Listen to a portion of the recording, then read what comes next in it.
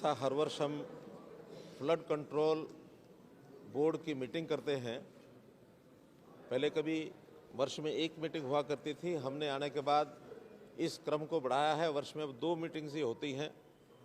एक मीटिंग हम जनवरी के महीने में करते हैं, दूसरी मई के महीने में करते हैं, और वर्ष भर का पूरा एजेंडा, ताकि आने वाले समय में वर्षा के द्वारा होने वाला नुकसान उसको कैसे कम किया जाए, पानी जो है उसकी निकासी कैसे ज़्यादा हो, जहाँ भी पिछले वर्षों में जो स्थितियाँ बनती हैं उसको आगे हम कैसे कंट्रोल करें।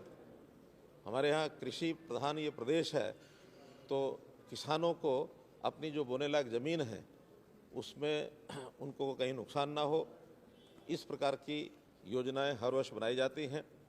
और मई में हम उसका फिर से मूल्यांकन करते हैं कि जो शॉर्ट टर्म प्रोजेक्ट्स हैं वो सब उस समय तक कंप्लीट हो जाने चाहिए, मिड टर्म और लॉन्ग टर्म वो सभी प्रारंभ हो जाने चाहिए, और उसमें बजट की भी जितनी आवश्यकता होती है वो हम जनवरी के इस महीने में जो बैठक होती है उसके अंदर पूरा विचार करके और उनको बजट सैंक्शन एक प्रकार से करने के लिए कहा जाता है।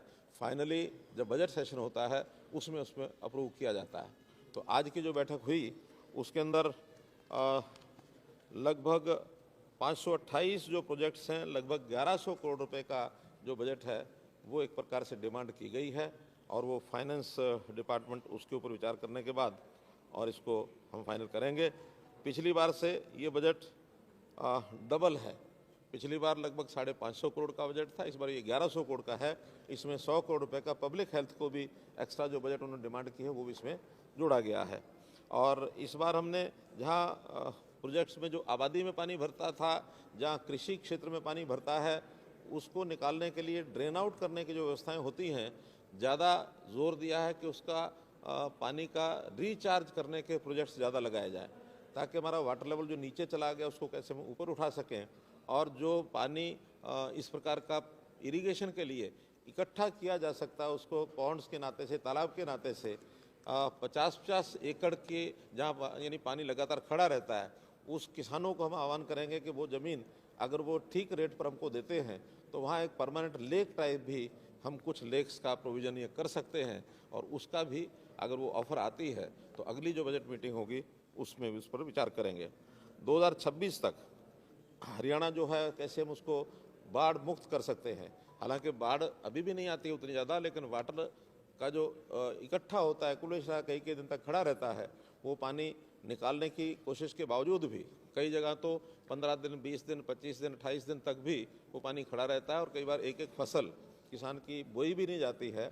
ऐसा भी सारे विषय जो ध्यान में किए हैं वो सब एक प्रकार से उस सारी स्थिति से मुक्त होने के लिए 2026 तक हम ये सारे काम करके और पूरी ज़मीन को उपयोगी हम बना सकेंगे। जल भराव के जो पानी है, जो एरिया है, उसमें जैसे मैंने बताया रिचार्ज बोरवेल्स, इसको बनाने के लिए एक स्कीम हम जल्दी लेकर के आएंगे। किसानों की कंट्रीब्यूशन से, और जहाँ जहाँ बोरवेल चाहते हैं उनको बोरवेल हम लगा करके दे सकें, अथवा फाइनेंशियल हेल्प उनकी करें। अभी तक 20,000 जगह से डिमांड आई हुई है कि जहाँ रिचार्ज बोरवेल, चूस वेल जिसको कहते हैं गाँव में, तो ऐसे वेल्स को लगा करके और पानी को जो है उसका प्रबंधन ये सब किया जाए।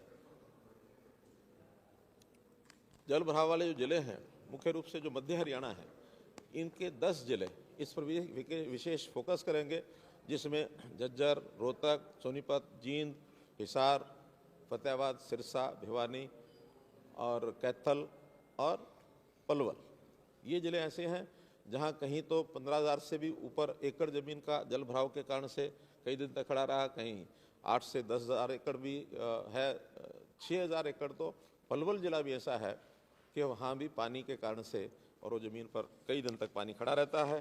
तो इन 10 जिलों पर विशेष जो है फोकस ये किया गया है। जहाँ तक जल संरक्षण और पानी के दोबारा उपयोग का जो विषय है, इन प्रोजेक्ट्स को विशेष ध्यान दिया गया है। पिछले बार के इस योजना में 7 प्रोजेक्ट्स थे, इस बार उन प्रोजेक्ट्स की संख्या 63 है, और बजट भी पिछली बार 35 करोड़ रुपया रखा था, इस बार इस पर 167 करोड़ रुपया लागत आने की संभावना है। तो ऐसा विशेष फोकस एक प्रकार से जल संरक्षण और पानी का रीयूज, पुनः उसका उपयोग करने के लिए रखा है। जो पहले से प्रोजेक्ट चल रहे हैं उसमें भी जो थोड़ा धीमी गति से चल रहे थे उनको तेज़ गति से पूरा करने के लिए फोकस किया है। तो ऐसे इस प्रकार से जो मैंने बताया कि पिछली बार की अपेक्षा डबल काम करने के लिए आज हमने ये प्रस्ताव पारित किया। देखिए, एनपीएस में पेंशन जो मिलनी है वो जितनी मिल रही है उसमें ये बात ठीक है कि पहले की पेंशन की अपेक्षा उसमें थोड़ा कम मिलती है। इसको कैसे बढ़ाया जाए, सरकार ने, केंद्र सरकार ने और हरियाणा सरकार ने पहले 10% शेयर था उसको 14% किया है, और जो स्वयं एम्प्लॉई है उसकी कंट्रीब्यूशन अभी भी 10% है। तो हम तो चाहेंगे कि सरकार भी इसमें आगे बढ़े और कुछ जो खुद एम्प्लॉइज़ हैं वो भी थोड़ा आगे बढ़े, ताकि ये जो निधि है ये ज़्यादा इकट्ठी हो और उनको रिटर्न के रूप में ज़्यादा कैसे मिल सके। टोटल जो बजट है जैसा पहले बढ़ता चला जा रहा था, इवन कांग्रेस सरकार के समय स्वयं उस समय के प्रधानमंत्री श्री मनमोहन सिंह जी ने एक वक्तव्य दिया था पार्लियामेंट में कि आगे चल करके चाहे वो स्टेट्स हो चाहे सेंट्रल गवर्नमेंट हो, ये जो पेंशन का जितना बड़ा व्याप बढ़ रहा है इससे आगे विकास के कार्य रुकेंगे। नई नई योजनाएं बन रही हैं उसमें कहीं ना कहीं से बाधा आएगी। इसलिए हर व्यक्ति, चाहे वो नौकरी करता है चाहे वो अपना बिजनेस करता है, किसी भी प्रकार से अपना एक निश्चित आयु सीमा तक, जब तक वो वर्किंग क्लास में है 58 साल 60 साल, तब तक उसको अपना कंट्रीब्यूशन बढ़ा करके अपने भविष्य की चिंता करनी चाहिए। उसी में से ये नई पेंशन स्कीम का विषय निकला था। ये प्रपोजल कांग्रेस सरकार के समय आया था। आज भले ही वो कहते रहे कि हम कहने का आसान है, लेकिन अगर उससे पहले राजस्थान ने घोषणा की वही करके दिखा दें, छत्तीसगढ़ ने घोषणा की वही करके दिखा दें। अभी उसमें समय बहुत है, घोषणाएं करना बहुत आसान है, कोई भी कर सकता है।